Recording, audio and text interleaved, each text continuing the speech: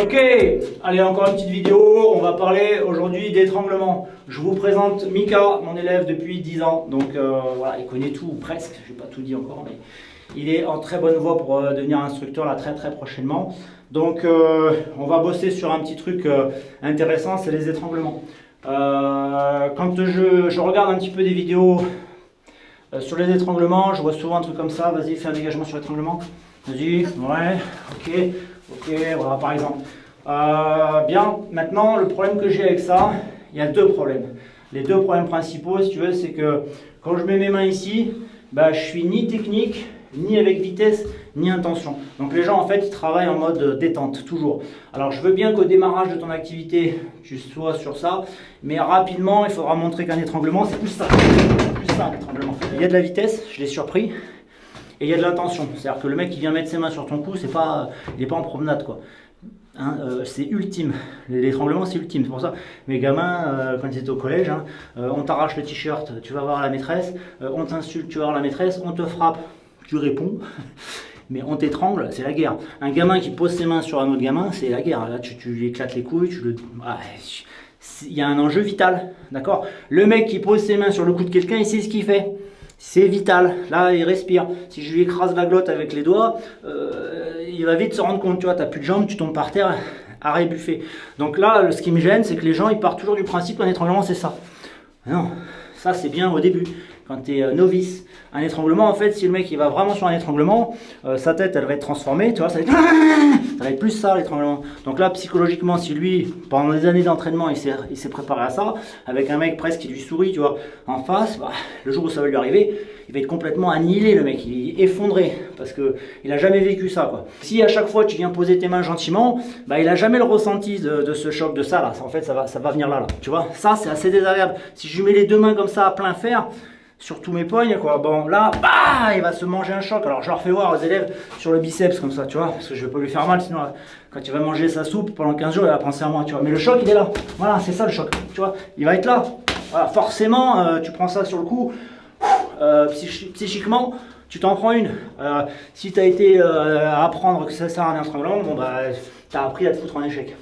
C'est le premier point. Le deuxième point, c'est que on apprend aux gens, enfin c'est souvent le cas, hein, que en fait, vas-y, tu fais ta sortie, hein, voilà, c'est ça ta sortie, ouais, c'est nickel. Le problème, c'est que on apprend aux gens, et là je reviens là-dessus, même moi dans mon enseignement, on apprend aux gens que c'est 100% de réussite. Mais ça n'a jamais été 100% de réussite. Étranglement, étranglement comme il faut.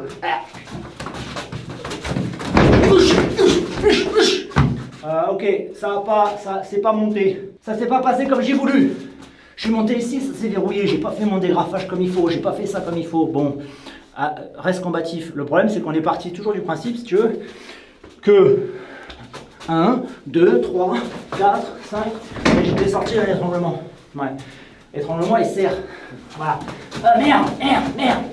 Ça y est. Pourquoi? Parce que tu t'es complètement conditionné à une réponse et qu'à chaque fois ça marche.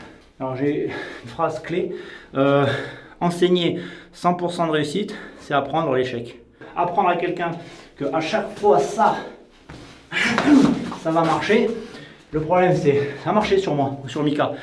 Mais la petite, quand je fais les formations à l'hôpital, ils ont des unités psy, il y a des mecs, ni moi, ni Mika, ni nous deux ensemble, on le tient le mec. Hein. T'as des mecs dans l'unité psy. Alors la petite infirmière de 60 kg qui va se retrouver avec ça sur les mains, forcément ça va pas marcher. Donc je peux pas lui apprendre, et t'inquiète pas, ça va bien se passer, ok. Là je la mets en danger. Donc ça va être peut-être les yeux, ça va être peut-être là, ça va être peut-être deux frappes, ça va être peut-être ici, le visage, la frappe dans les genoux. En tout cas, ce que je veux dans mon enseignement, c'est non pas apprendre que c'est 100% de réussite, mais apprendre qu'il faut essayer.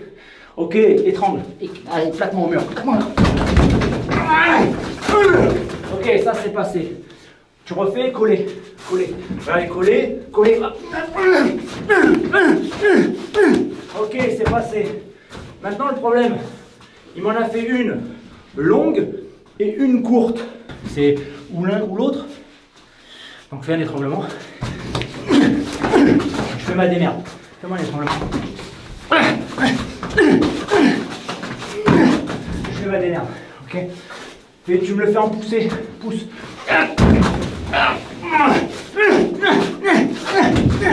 Ok.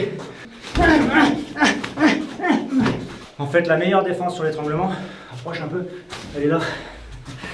C'est quand j'ai pas pris le coup encore.